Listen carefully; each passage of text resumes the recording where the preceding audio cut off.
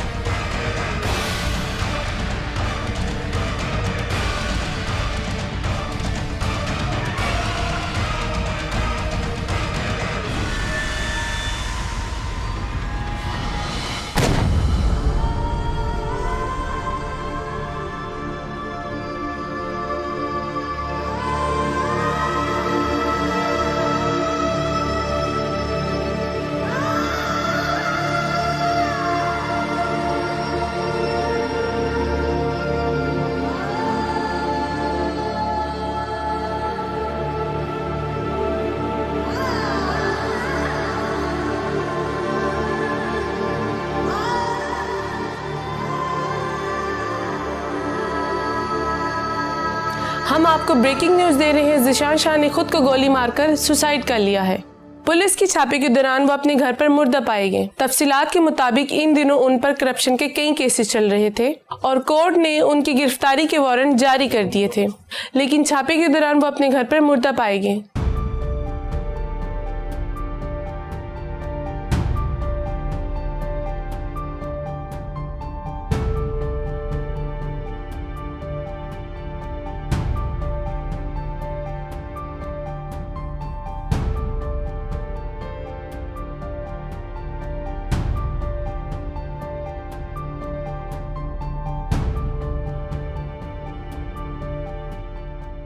क्या हुआ, रो क्यों रही है?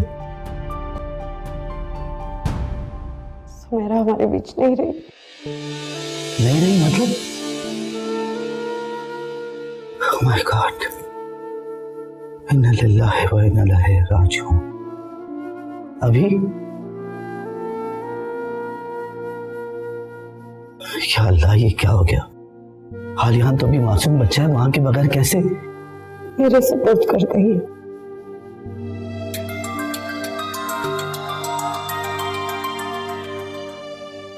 हेलो जी, बात कर रहा हूं।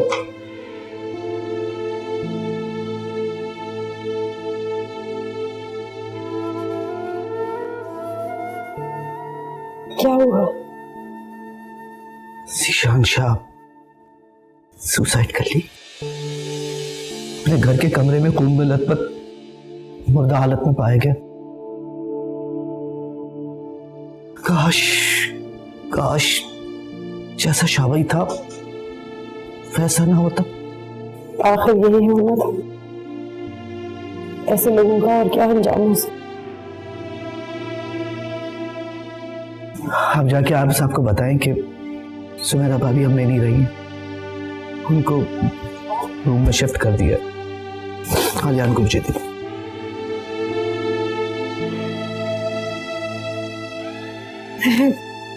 मैं कैसे बताऊंगी उसको?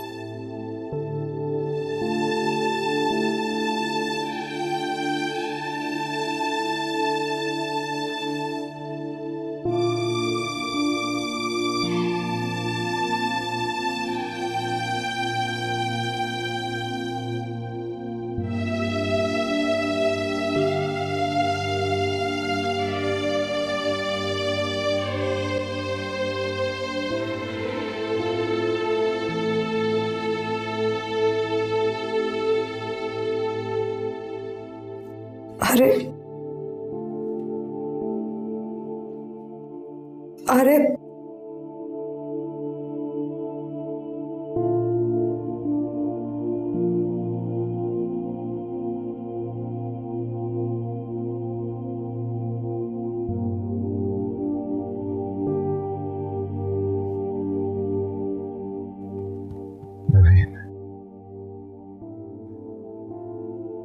तुम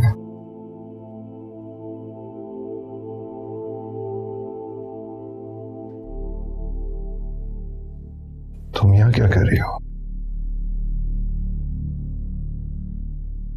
सुमेरा कहाँ है? सुमेरा को गोलियां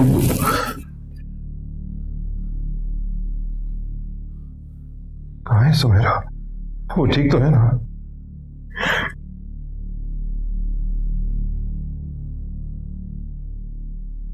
क्या हुआ उसे? नवीन बता मुझे, कहाँ है सुमेरा?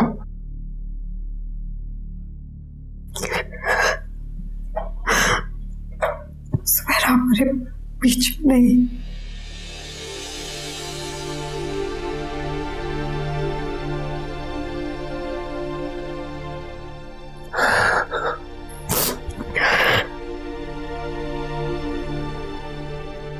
इन्ना लिल्लाहि व इन्ना इलैहि राजिऊन।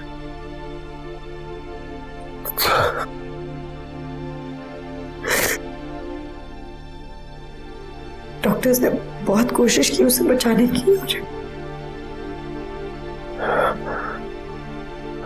आलियान कहाँ है? बाहर अमान शाह के साथ।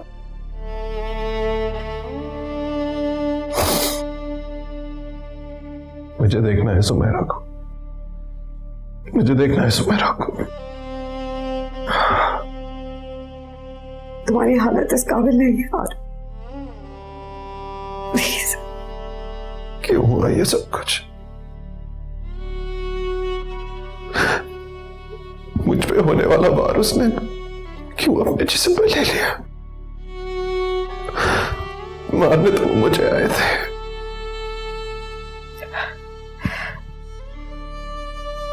ज़ीशान शाह ने अपने घर में खुदकुशी कर ली। क्या? खुदकुशी कर ली? मरना ही था तो पहले क्यों नहीं मरा? निकल गया वो मेरी सारी जिंदगी को। क्यों नहीं रोका जा सका उसको इतने बड़े जुर्म करने से पहले? कब से चीख रहा था उसके बारे में, कब से लिख रहा था उसके गुनहों जराइम के बारे में। क्यों मुजरिमों को मोहलत दी जाती है? क्यों जुर्म से पहले उनको नहीं रोका जाता? उसके बाप का जुर्म भी साबित हो गया है कि वो कातिल था और बेटा भी अपने बाप के नक्शो कदम पे चलता था। कितना जालिम आदमी था ज़ीशान शाह। जाते जाते भी एक मासूम औरत की जान ले गया, जिसका मासूम सा एक बच्चा है। तो क्या था, अगर उसने जान लेनी ही थी तो सिर्फ मुझे मार देता। सुमेरा ने क्या बिगाड़ा था उसका? क्या बिगाड़ा था उसका?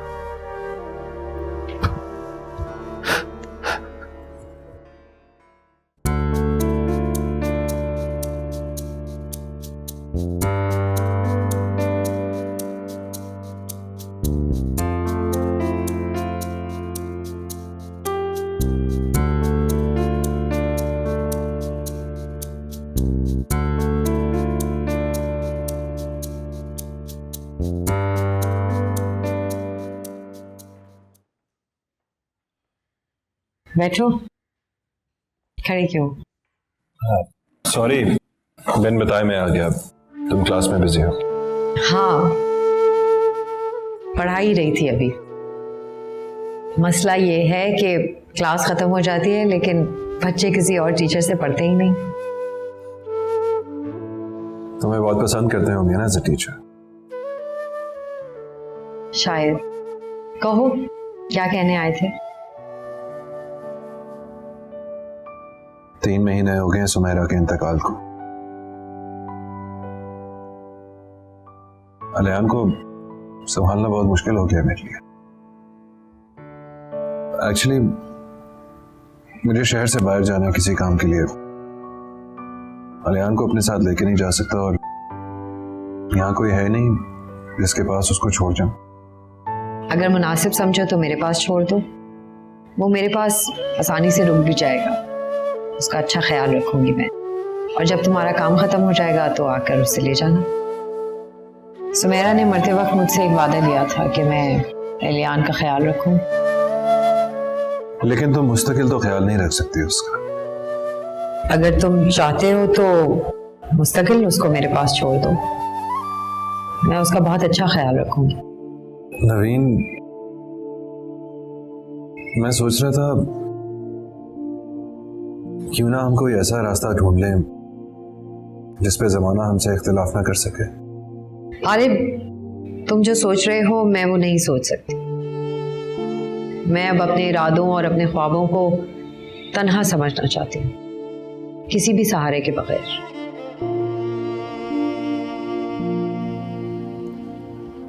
खुशी हुई मुझे सुन के। मैं तुम्हें हमेशा मजबूत देखना चाहता था, किसी के सहारे के बगैर। मगर सिर्फ इतना कहूंगा कि मजबूर लोगों के भी दोस्त होते हैं। मैं चलता हूं। कल्याण को तुम अपने साथ ही ले जाना, मैं फिर फोन पे राब्ता करूं। तुम बिल्कुल परेशान मत, वो मेरे साथ बिल्कुल ठीक रहे। Thank you. खुदा हाफिज। खुदा हाफिज।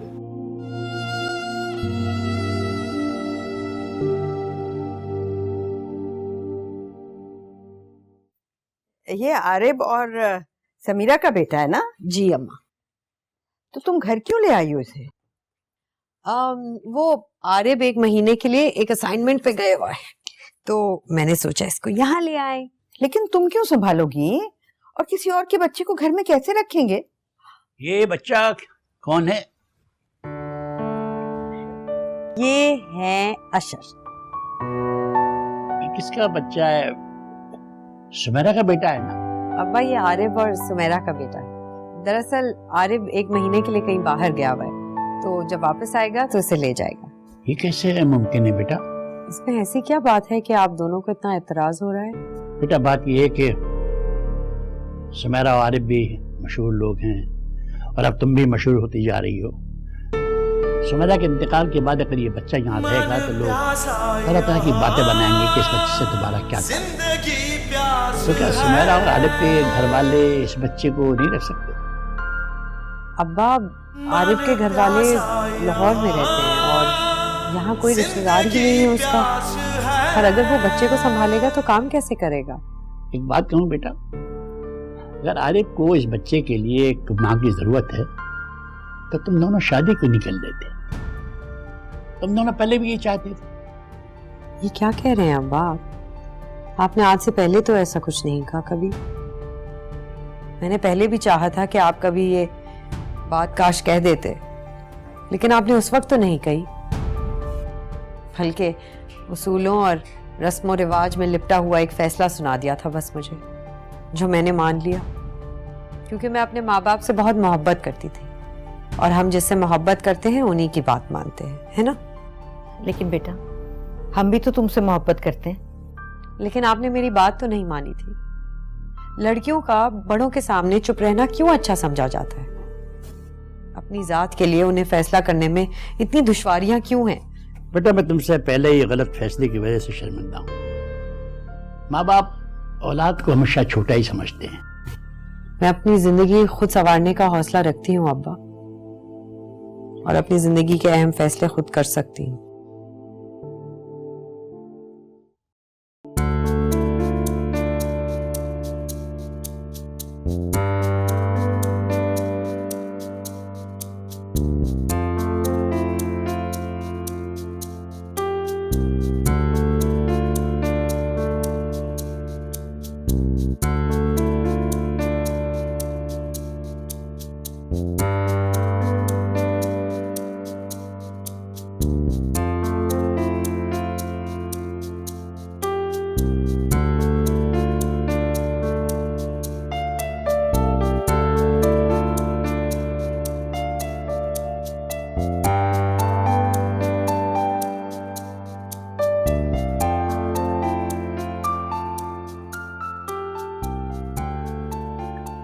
मैं कुछ समझ नहीं पा रहा सुमरा। क्या नहीं समझ पा रहे आप? 1 महीने से उसने अपने आप को उस बच्चे के लिए हलकान कर रखा है। एक माँ की तरह उसकी देखभाल कर रही है। हाँ, मैं देख रही हूँ, बच्चे से बहुत ज्यादा उनसियत हो गई उसकी। अब कल को आरिब आएगा बच्चे को लेने के लिए, तो क्या वो वापस चला जाएगा? वो तो एक पल भी नवीन से जुदा नहीं होता। तुम देख लो, मैं नहीं चाहता कि हम दोबारा उसे किसी फैसले पर मजबूर करें। आप फिक्र न करें, मैं उसको बहुत प्यार से समझाऊंगी। ठीक है।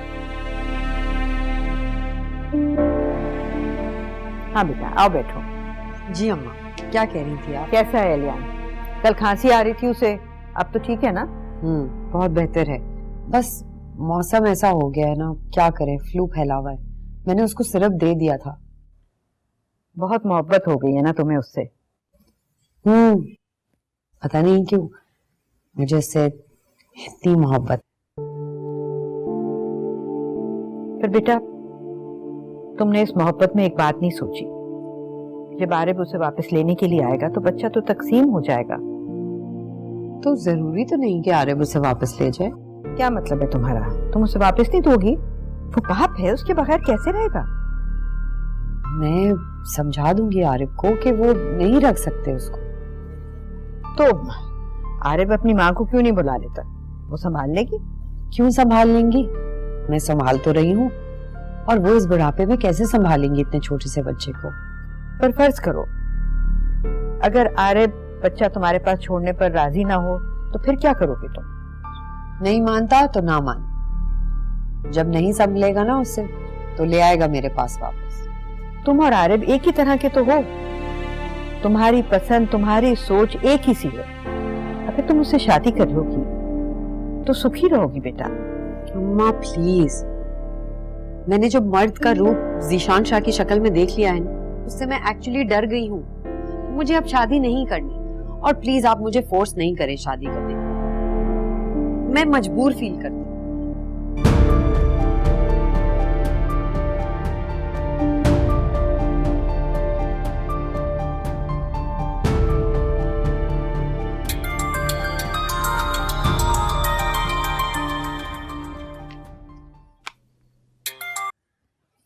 हेलो। हाँ नवीन, आरिफ बोल रहा हूँ। तुम्हें अपना तारुफ करवाने की जरूरत नहीं है, मैं आवाज पहचानती हूँ। कैसे हो? कहाँ हो? मैं अच्छा हूँ, बस अभी पहुंचा हूँ। अच्छा, आ गए। आलियान कैसा है? कैसा होगा? तुम्हारे पास होगा तो बहुत खुश होगा। हाँ, बहुत खुश है, और तुम्हें बस एक आध बार ही याद किया है। ये तो तुमने अच्छा नहीं किया, बेटे के दिल से बाप को निकाल के खुद को डाल दिया। मैं तो यूं ही कह रही थी, बस कोई किसी को किसी के दिल से नहीं निकालता, और ना ही निकाल सकता है। अगर सच्चाई दरमियान हो तो। लेकिन फिर इस बात का फैसला कैसे हो कि जो चीज हमारे दरमियान है वो सच्चाई है? यकीन की आंखें सच दिखाती हैं। अगर यकीन कमजोर हो तो आंखें भी धोखा दे देती। खैर, कैसा था तुम्हारा असाइनमेंट? बहुत अच्छा। क्या था? मिलोगी तो बताऊंगा। आरिब, अब मैं तुमसे नहीं मिलना चाहती। मेरा मतलब है तुम्हारे सामने आकर। क्यों? सामने आके क्यों नहीं? इसका जवाब भी मैं शायद तुम्हें नहीं दे सकूंगी। ठीक है, कोई बात ना करो, लेकिन एक बार मिल तो लो। मैं आलियान को तुमसे मिलने के बाद ही आके लूं।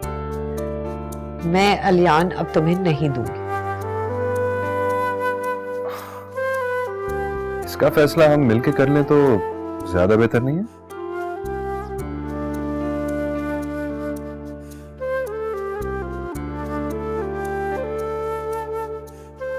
ऐसे क्या देख रहे हो? एक मशहूर शायरा को जैसे बड़े बड़े मुशायरों में बुलाया जाता है, इंटरव्यूज लिए जाते हैं, ऑटोग्राफ्स मांगे जाते हैं। और कहीं तुम ये तो नहीं कहना चाह रहे कि तुमने मुझ पे बहुत बड़ा एहसान किया है? क्या तुम्हें लगता है मैं ऐसा सोच सकता हूँ? हाँ, सोचना चाहिए, क्योंकि शायद तुमने वाकई मुझ पे बहुत बड़ा एहसान किया है। क्या एहसान कर रही हो नदी? क्या मैंने हमेशा तुम्हारी शायरी की कदर नहीं की? हमेशा तुम्हारे एक एक लफ्ज को संभाल के नहीं रखा? तुम्हारे एहसास से मैंने मोहब्बत नहीं की? तुम्हारी सच्चाई को दुनिया के सामने पेश नहीं किया है। दुनिया के आगे तुमने मुझे वाकई बहुत सच्चाई के साथ पेश किया है, लेकिन कभी तुमने ये सोचा आरिफ कि मेरी शायरी दुनिया के लिए थी, लेकिन मैं दुनिया के लिए नहीं थी? मुझे किसी और के हवाले करके क्यों मुतमईन होके बैठ गए तुम? क्या मैंने तुम्हें किसी और के हवाले किया, या फिर ये तुम्हारा अपना फैसला? वो भी एक अमीर आदमी के हाथ। तो क्या करती हूँ? तुम्हें मजीद इंतजार करना चाहिए। नवीन रिश्तों को, ताल्लुक को बहुत सोच समझ के जोड़ा या तोड़ा जाता है। मगर आरिफ साहब, शायद आप भूल रहे हैं कि हमारे माशरे में लड़कियों को इतना वक्त नहीं दिया जाता। हाँ, ये बात तो मुझे माननी पड़ेगी, क्योंकि ऐसा ही।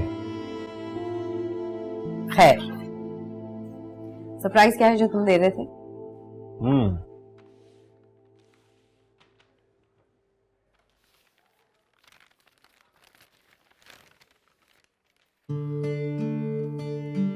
What?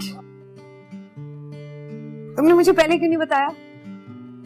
क्योंकि मुझे खुद नहीं पता था। असल में ये बुक काफी देर पहले मैंने पब्लिशर को दे दी थी पब्लिश करने के लिए, लेकिन फिर इसे रुकवा दिया और तुम्हारी बुक पब्लिश होने के लिए दी। फिर पब्लिशर ने अचानक खुद ही इसको प्रिंट करके मुझे एक कॉपी दे दी। ये मेरी जिंदगी का सबसे बड़ा सरप्राइज है और सबसे खूबसूरत भी।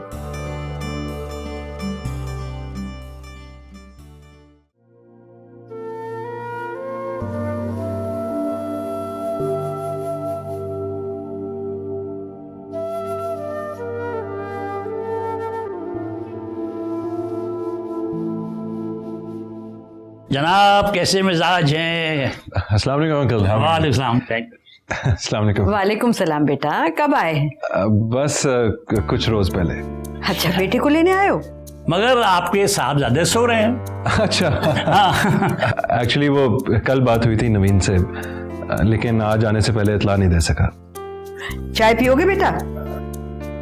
तकलीफ ना हो तो चाय पी लूंगा। अरे तकलीफ की क्या बात है, तुम्हारा अपना घर है। तुम बैठो, मैं लेकर आती हूँ चाय। और जनाब, आपकी सहाफत का क्या हाल है? बिल्कुल ठीक जा रही है अंकल। चलिए, बस आप सहाफत का ख्याल रखें। जी।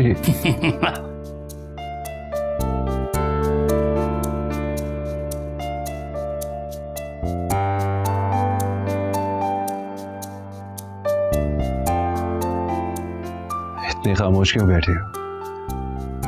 क्या सोचेंगे तुम्हारे पेरेंट्स मेरे बारे में? कुछ नहीं सोचेंगे, सब अपनी अपनी बातें कर रहे हैं। मेरे बारे में कोई नहीं सोच रहा। क्या चाहती हो? क्या सोचा जाए तुम्हारे बारे में? आरिफ, आलियान मेरे पास रहेगा। अब वो तुम्हारे साथ नहीं रह सकता। तुम उसे प्लीज मेरे पास छोड़ दो। आलियान के साथ साथ अगर उसका बाप भी मिल जाए तो क्या बुरा है?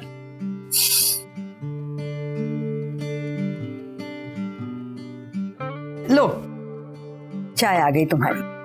लो बेटा। Thank you aunty. अम्मा, अब्बा को बुला ले। मैं बुलाती हूँ।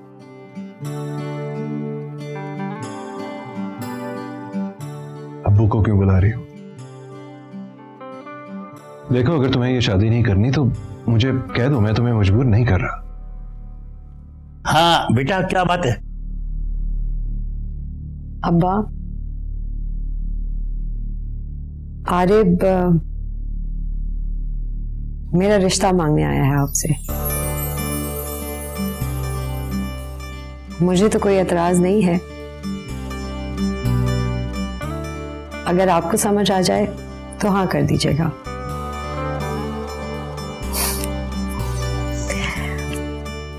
मगर शादी सादगी से होगी।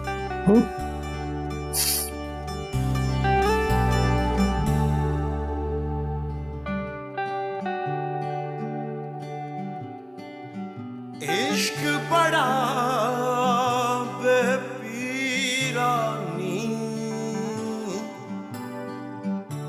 छड्डे कलेयां करके रोंदा वेख के हसे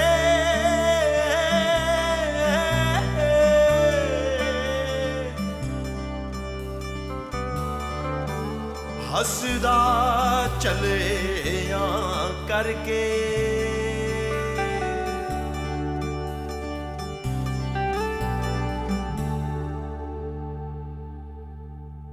इश्क वालों को धुन कूचाए यार की चलती आंखों को हसरत है दीदार की आग ख्वाहिश की दिल में भड़कती हुई रूह प्यासी कहीं पर भटकती हुई मुश्किल होठों को दो बूंद की आस है। पानी एक खजाना है, हर सूरत इसे बचाना है। पानी एक खजाना है, हर सूरत इसे बचाना है।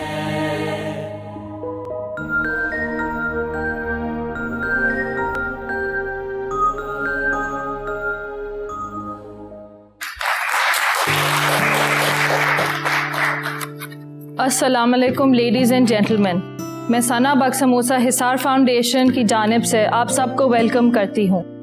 आज की इस तकरीब के chief guest minister for water and power जनाब शाहिद मंजूर साहब हैं। इस वक्त हमारे दरमियान ग्लोबल वाटर पार्टनरशिप के रिप्रेजेंटेटिव्स भी मौजूद हैं। अब मैं मज़ीद प्रोसीडिंग्स के लिए ग्लोबल वाटर पार्टनरशिप के खालिद वहीद साहब को दावत देना चाहती हूँ।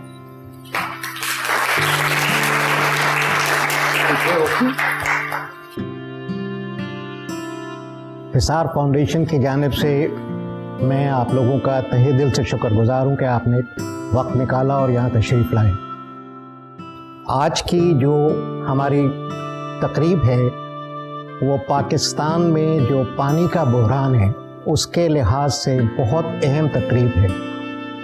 वी ऑल नो, हमको सबको पता है, हमारे मशहूर जो जर्नलिस्ट हैं आरिफ अहद साहब बहुत मेहनत करते हैं अपने काम पे, बहुत तवज्जो देते हैं। आइए शुरू करते हैं उनका एक वीडियो देख के। Thank you.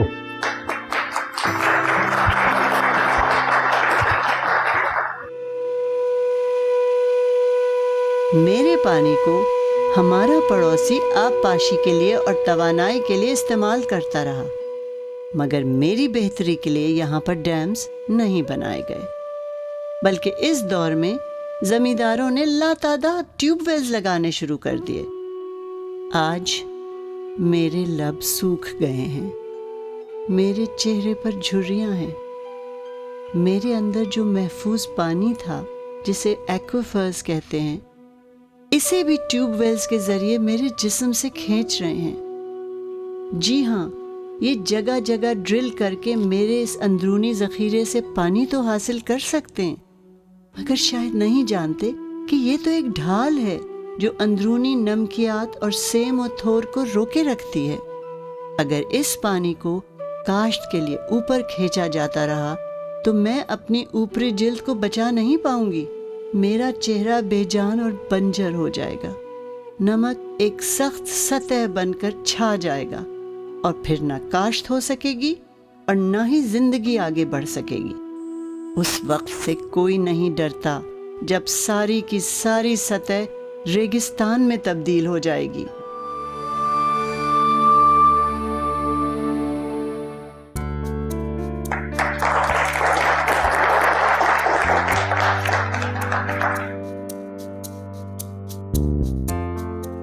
ख्वातीन हज़रात, आरिफ साहब की इस वीडियो देखने के बाद मुझे यकीन है कि आपको पाकिस्तान में जो इस वक्त पानी के मुश्किलात मौजूद हैं उसका काफ़ी हद तक अंदाज़ा हुआ होगा।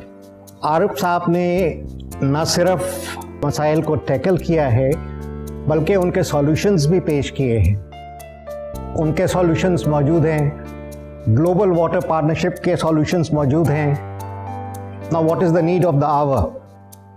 The need of the hour is that club them together और कोई एक एमिकेबल सॉल्यूशन बनाए, एक एमिकेबल वाटर पॉलिसी बनाए for the proper distribution and storage of water so the common man is taken care of. Agriculture. ख्वातीन और हज़रात, इस अहम वीडियो से आपको पानी के मसाइल और उनके हल के हवाले से काफ़ी बातें वाज़ेह हुई होंगी। माहिरीन की सिफारिशात और ग्लोबल वाटर पार्टनरशिप की तजावीज़ की रोशनी में हम हुकूमत से मुतालबा करते हैं कि पानी के बहरान पर काबू पाने के लिए फौरी अमली इक़दामात किए जाएं। यानी जो बड़े ज़िम्मेदार जितना पानी खर्च करते हैं उसका तयन करके उनसे टैक्स लिया जाए।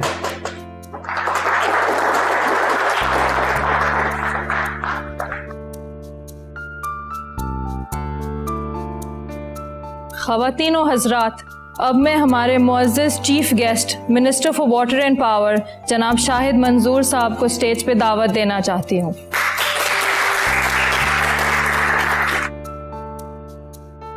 वो कौम खुशनसीब है जिसमें आरिफ जैसे जर्नलिस्ट मौजूद हैं। आज आरिफ साहब ने इस वीडियो के जरिए पानी की किल्लत से जो फैक्ट बताए हैं वो हैरानकुन हैं। आरिफ की रिसर्च ने हमें चौंका दिया है। हुकूमत फौरी तौर पर तमाम स्टेक होल्डर्स की मीटिंग कॉल करेगी और हंगामी बुनियाद पर इस पर काबू पाने की कोशिश करेगी। मैं हुकूमत और पूरी कौम की तरफ से आरिफ का शुक्रिया अदा करना चाहता हूँ। Thank you.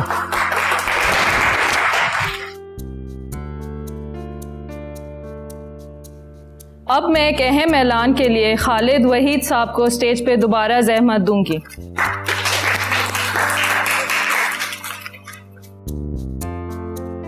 मुल्क के मशहूर मकबूल जर्नलिस्ट आरिफ अहद ने जिस मेहनत, जुर्रत और हुब्बुल वतनी के साथ पाकिस्तान में पानी के बहरान का इश्यू उठाया है और उससे भी बढ़कर करप्शन के जिम्मेदारों को बेनकाब किया है, हम उस पर उन्हें खराज तहसीन पेश करते हैं। ग्लोबल वाटर पार्टनरशिप की तरफ से इस अहम ओकेजन पर हम एक अवार्ड का ऐलान करते हैं। अब मैं मुअज़्ज़ज़ मिनिस्टर साहब से दरख्वास्त करता हूं कि वह अवार्ड दें और साथ ही आरिफ साहब से दरख्वास्त करता हूं कि वह स्टेज पर तशरीफ़ लाएं।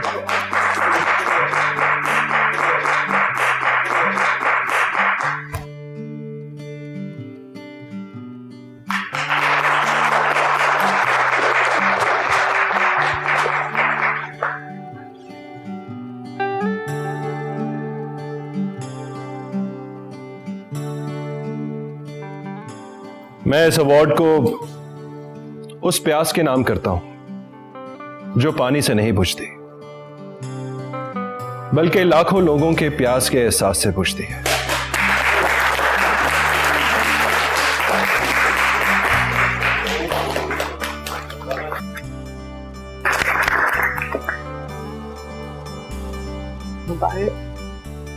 एक्सक्यूज मी, आपको कैसा लगा कि आपके हस्बैंड को अवार्ड मिला है और आपकी किताब मोहब्बत जीना चाहती है उसको भी काफ़ी शोहरत मिली है? बात ये नहीं है कि हमारी किताबों को शोहरत मिली, बात यह है कि हम अपनी सोसाइटी तक एक पैगाम पहुंचाना चाहते थे। हमने अपने नज़रियात लोगों तक पहुंचाए हैं। अब लोगों का और बिलखुसूस ख़वातीन का काम है कि वो अपने हुकूक को पहचानें और उसके लिए लड़ने की जुर्रत पैदा करें। एक ज़ाती सवाल है, एक अखबार ने लिखा है कि आपकी ये दूसरी शादी है, क्या ये मोहब्बत की शादी है? लड़कियों की तो जिससे भी शादी हो जाए वो उससे मोहब्बत करने लगती है, इसीलिए वो उनकी मोहब्बत की शादी हो जाती है।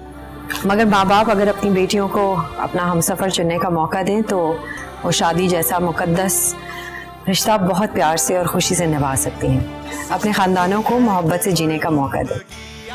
कि मोहब्बत जीना चाहिए। जिंदगी प्यास है, मन प्यासा यहाँ, जिंदगी प्यास है,